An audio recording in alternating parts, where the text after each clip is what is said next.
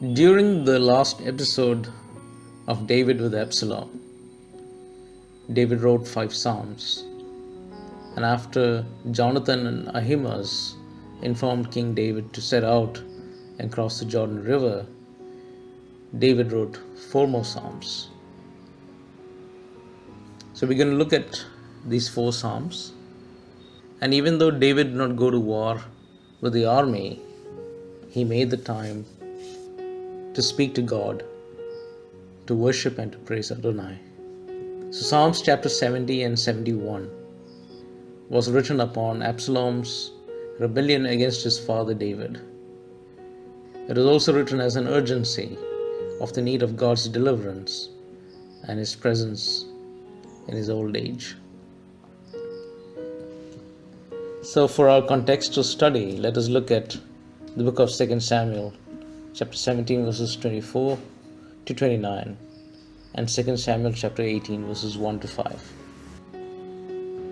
We see God providing for David and his men with the finest of the finest: wheat, barley, flour and roasted grain, beans and lentils, honey and curd, sheep, cheese and milk.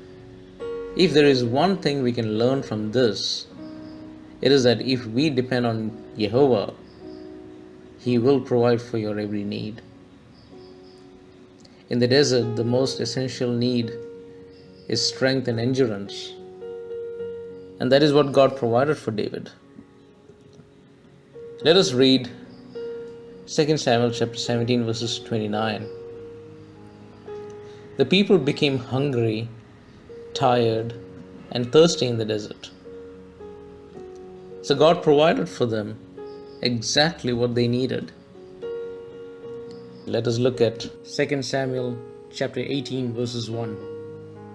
David mustered his men and appointed them commanders of thousands and commanders of hundreds. We can see the wisdom and experience of King David. The army did not want David to continue joining him in the war, so they asked him to stand behind. He stood beside the gate and watched the army march forward.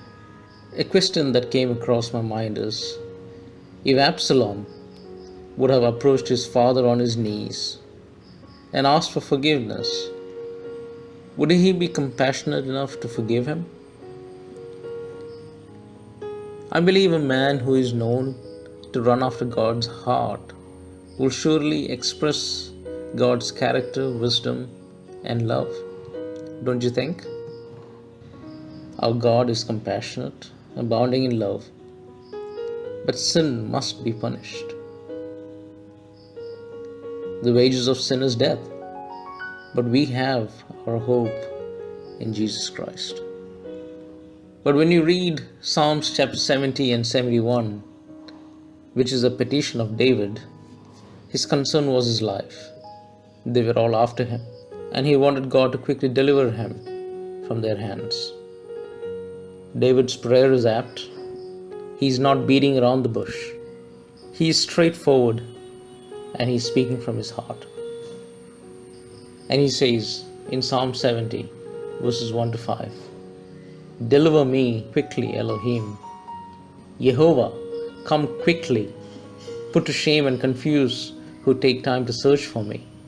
Let their shame turn them back. Let all who search for you display joy. Let those who love Yeshua be magnified."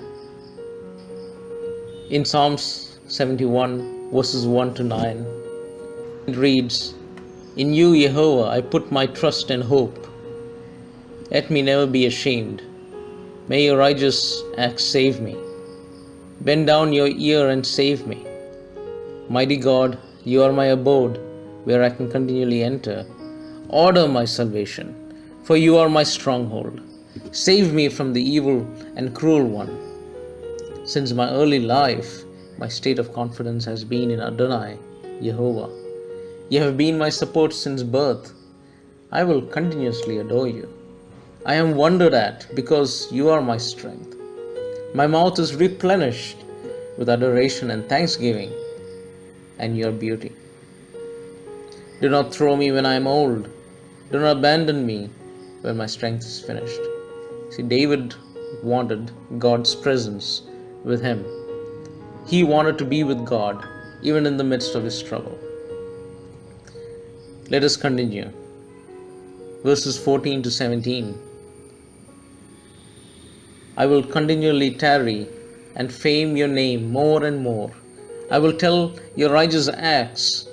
Just to understand what righteous acts mean, it's like rain pouring down in just the right measure as the ground requires it. And deliverance. So let us read that verse again. I will tell your righteous acts and deliverance. As a young boy, God had done and showed many of his marvelous deeds to David. David was a visionary. Verses 18.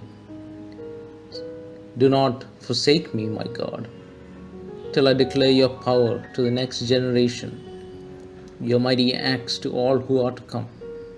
Just to understand this verse, he knew the impact he would make on the next generation. He wanted them to depend on God and to praise Him and worship Him like he did. As a young boy, God had done and shown many of His marvelous deeds to David.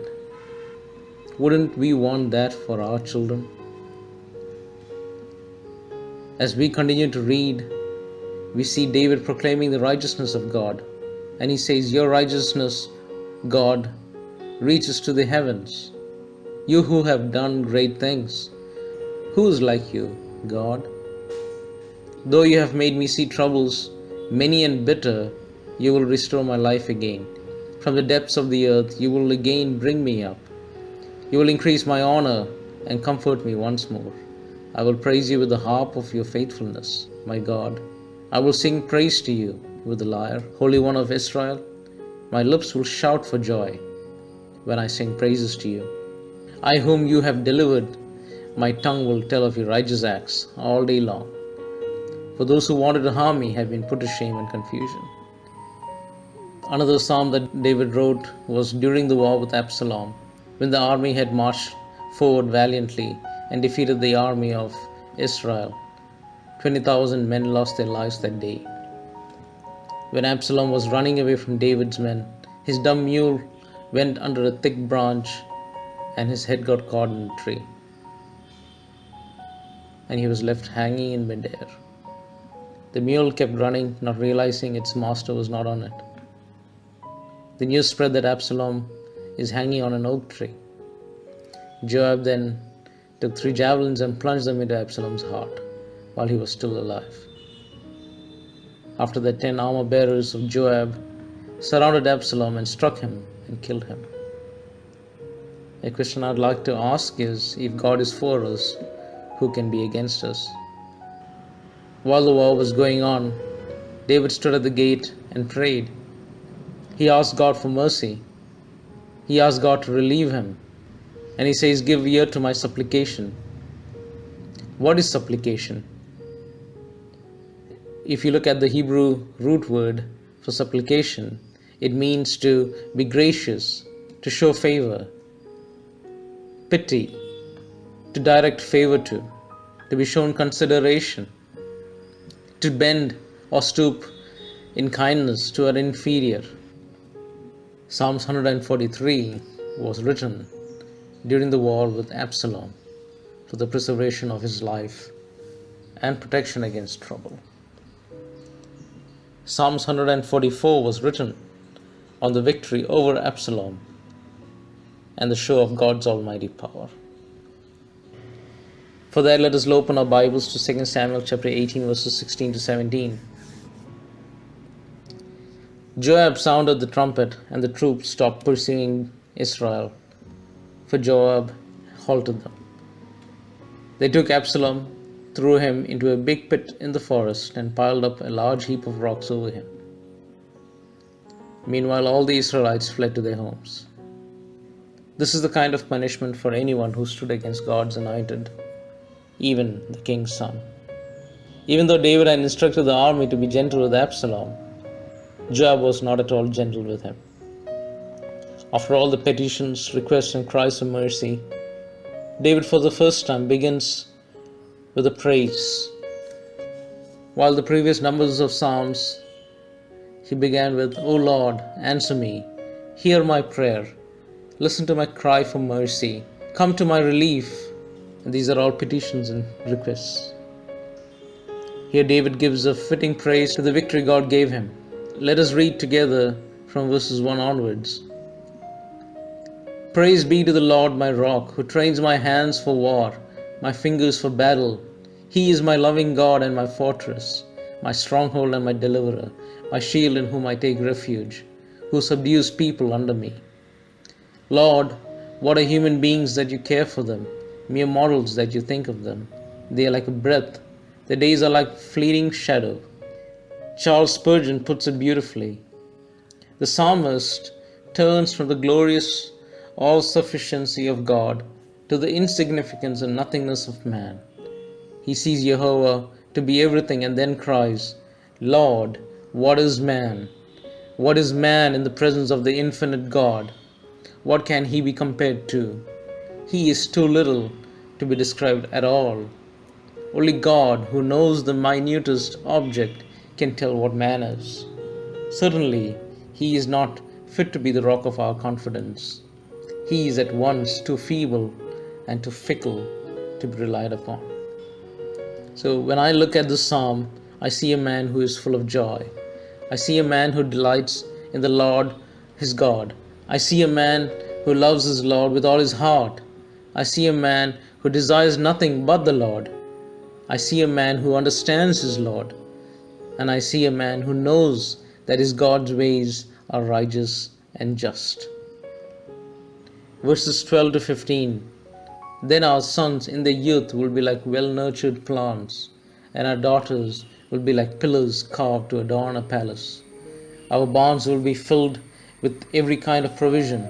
Our sheep will increase by thousands, by tens of thousands in our fields. Our oxen will draw heavy loads. There will be no breaching of walls, no going into captivity, no cry of distress in our streets. Blessed is the people of whom this is true. Blessed is the people whose God is the Lord. Isn't that a beautiful ending? David's thoughts have always been for generations to come. Perhaps our prayers and our thoughts and our actions should also be the same as David.